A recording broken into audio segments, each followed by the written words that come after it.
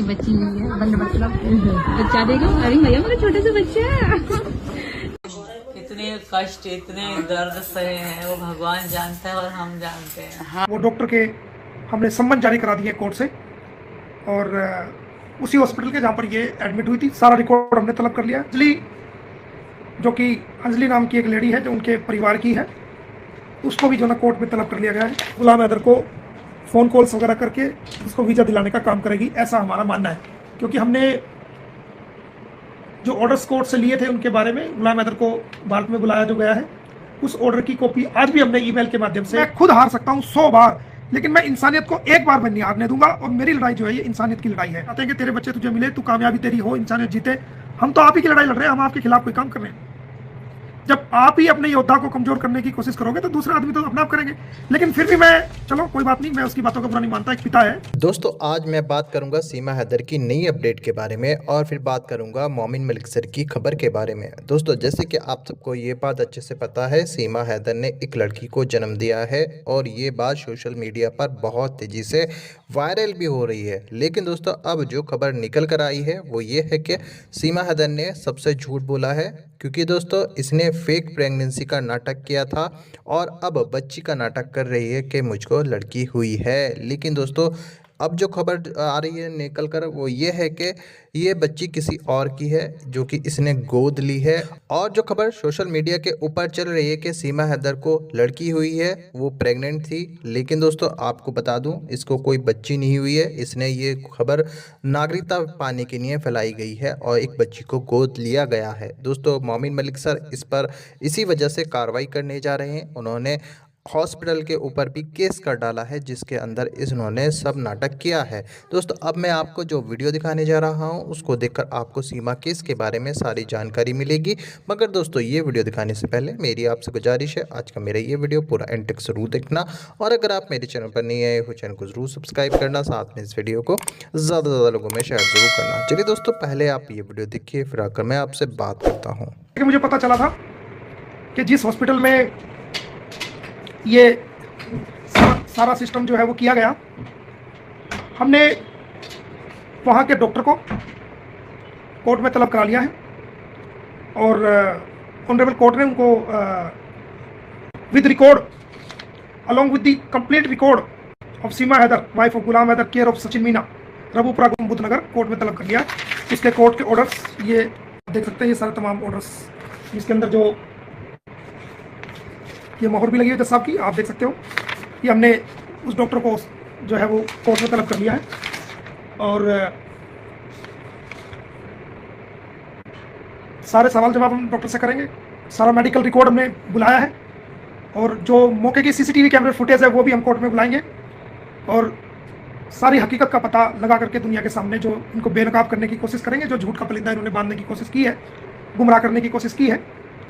तो हमने अपनी लीगल कार्रवाई को आगे बढ़ाते हुए वो डॉक्टर के हमने सम्मन जारी करा दिए कोर्ट से, और उसी हॉस्पिटल के जहाँ पर ये एडमिट हुई थी सारा रिकॉर्ड हमने तलब कर लिया। सारा रिकॉर्ड बाकायदा बुलाया जाएगा। एक तो ये बात, ये मैंने आपको पूरे ऑर्डर्स की कॉपी आप देख सकते हो, ये पूरा ऑर्डर्स की कॉपी है। उसके बाद जो एक अंजलि, जो कि अंजलि नाम की एक लेडी है जो उनके परिवार की है, उसको भी जो ना कोर्ट में तलब कर लिया गया है। ये आप उसका नाम देख सकते हो, ये अंजलि लिखा हुआ है, ये उसको भी कोर्ट में तलब कर लिया है। अंजलि के अलावा जो नेत्रपाल है, नेत्रपाल को भी हमने कोर्ट में तलब करा लिया है। ये आप देख सकते हैं, ये नेत्रपाल लिखा हुआ है, नेत्रपाल, ये देख सकते हो नेत्रपाल का,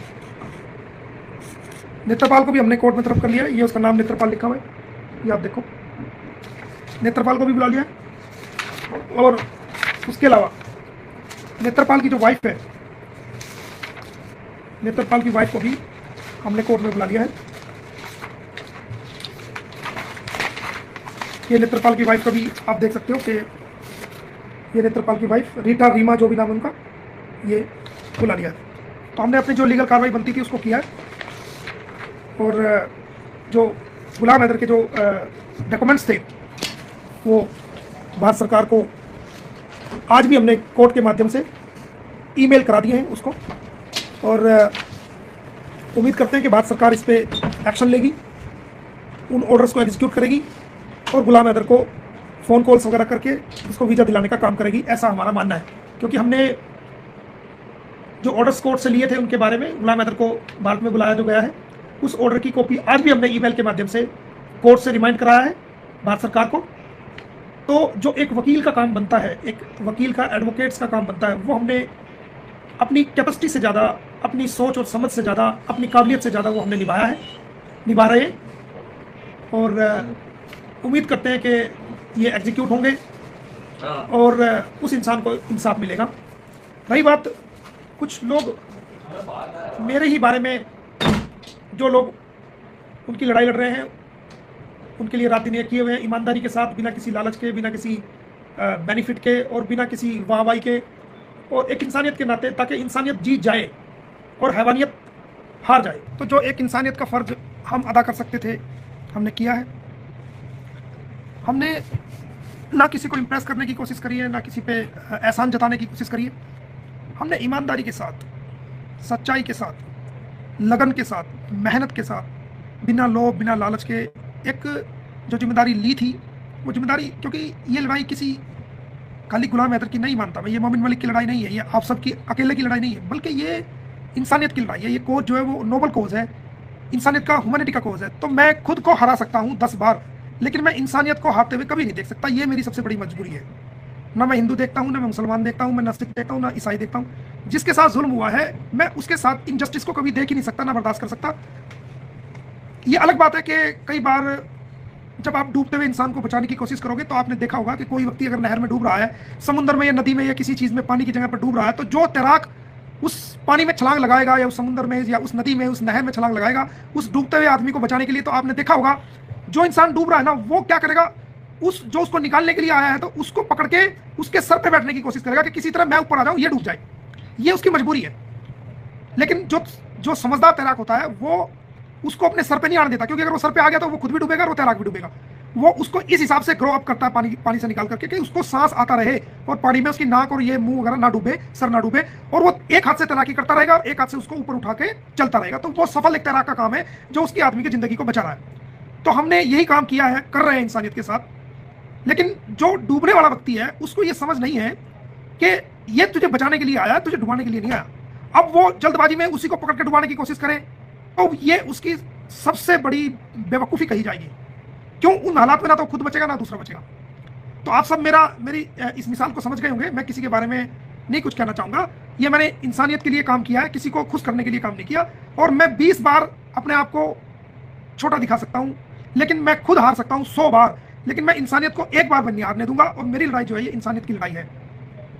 तो कोई मुझे कुछ कहे, सवाल आगे, जिनको राइट भी नहीं है, जिनको राइट नहीं मेरे पे चिल्लाने का, जिनको राइट नहीं मेरे से सवाल करने का, वो लोग भी अपनी चादर से बाहर निकलने की कोशिश कर रहे हैं। उनको राइट नहीं है। राइट उस व्यक्ति को होता है जो, खासकर एक वकील से, जो उस वकील को हायर करता है या उस वकील को अंगेज करता है, उसके प्रति रिस्पॉन्सिबिलिटी होती है सवाल जवाब की।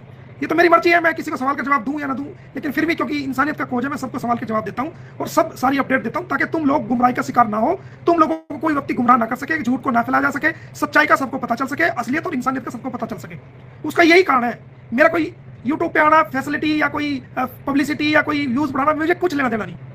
मेरा यूज, मुझे तो 20-30 सालों से लोग जानते हैं, सारी दुनिया के लोग जानते हैं, मुझे जरूरत नहीं है। ऊपर वाले ने, खुदा ने, ईश्वर ने, परमात्मा ने, अल्लाह ने जो है मुझे इतनी इज्जत दे रखी है शुरू से ही, मुझे जरूरत नहीं है पब्लिसिटी की। लेकिन पब्लिसिटी तो गोबर की तरह है। जब आप भैंस लेके आते हो, गाय लेके आते हो, तो उसकी सेवा करते हो, तो दूध जो निकालते हो, तो वो भैंस और गाय दूध के लिए होती है। जब आप सेवा करते हो, आपको दूध मिलेगा। लेकिन कोई इसलिए गाय नहीं खरीदता कि उसको, या भैंस नहीं खरीदता कि उसको, कि भाई इसको गोबर की जरूरत है, तो वो गोबर मिलेगा उसको, गाय या भैंस से। गोबर तो फ्री में आएगा। असल चीज है दूध। तो असल चीज है इंसानियत की जीत। पब्लिसिटी तो एक गोबर के बराबर है, वो तो मिलेगी उसके साथ। असल चीज है इंसानियत की जीत। काफी एग्रेसिव था गुलाम हैदर। एक इंटरव्यू में, शाहिद हुसैन का वो शायद इंटरव्यू था, एक लड़की है, मेरा नाम दिमाग से उतर गया, क्या नाम है उसका लड़की का, वो भी बैठी हुई थी, तो काफी एग्रेसिव था। ये नहीं करते मोम साहब, वो नहीं करते। अरे भाई, ये बातें जो है वो मीडिया पे आके या सोशल मीडिया पे नहीं होती, ये फोन पे होती है, अलग होती है। हम तो तुझे जिताना चाहते हैं, हम तो तुझे चाहते हैं कि तेरे बच्चे तुझे मिले, तू कामयाबी तेरी हो, इंसानियत जीते। हम तो आप ही की लड़ाई लड़ रहे हैं, हम आपके खिलाफ कोई काम कर रहे हैं। जब आप ही अपने योद्धा को कमजोर करने की कोशिश करोगे, तो दूसरा आदमी तो अपना आप करेंगे। लेकिन फिर भी मैं, चलो कोई बात नहीं, मैं उसकी बातों को बुरा नहीं मानता। एक पिता है, उसकी सिचुएशन ऐसी थी कि वो ये जो बच्चे की खबर आई वो अपने आप को हाइफर हो गया, कंट्रोल नहीं कर सका। तो कोई भी व्यक्ति उसकी बात का कोई बुरा ना माने, कोई बात नहीं, परेशान है वो, मैं उसकी इस गलती को माफ़ करता हूँ। और आपसे भी कहता हूँ कि कोई उसको ट्रोल ना करे, उसका हिम्मत बढ़ाए, हौसला दे उसको। और मैं चाहता हूँ वो जीते, हम उसको जिता के भेजें, उसके बच्चे यहाँ से भेजें, उसको वीज़ा मिले, वो भारत में आए और सारे भारत का सपोर्ट उसको मिले, ये मैं चाहता हूँ। और उम्मीद करता हूँ कि 1 तारीख तक उसको वीज़ा मिल जाएगा। अगर ईद तक उसको वीज़ा नहीं मिलता तो मैंने स्वयं घोषणा की है कि मैं जाऊँगा और उसको अपने साथ लेके आऊँगा, ये मैंने आपको कहा है। तो उसके लिए उसको भी धैर्य बनाना पड़ेगा, आप सभी लोगों को धैर्य बनाना पड़ेगा। और जो है आपकी इंसानियत की जीत होगी, 101% जीत होगी, आपको कोई रोक नहीं सकता। तो हमने डॉक्टर के भी यहाँ से सम्मन जारी करा दिए, जिसने दोस्तों देखा आपने ये वीडियो, मुझको पूरी उम्मीद है ये वीडियो देखकर आपको सब कुछ समझ में आ चुका होगा और ये वीडियो आपको देखकर पता चल चुका होगा सीमा ने क्या झूठ बोला है। दोस्तों आपकी क्या राय है इस वीडियो के बारे में, जो कमेंट बॉक्स में आकर कमेंट करके ज़रूर बताना। दोस्तों आज की वीडियो में बस इतना ही, मैं फिर मिलूंगा ऐसे ही दूसरी वीडियो के साथ, तब तक के लिए खुदा हाफिज़।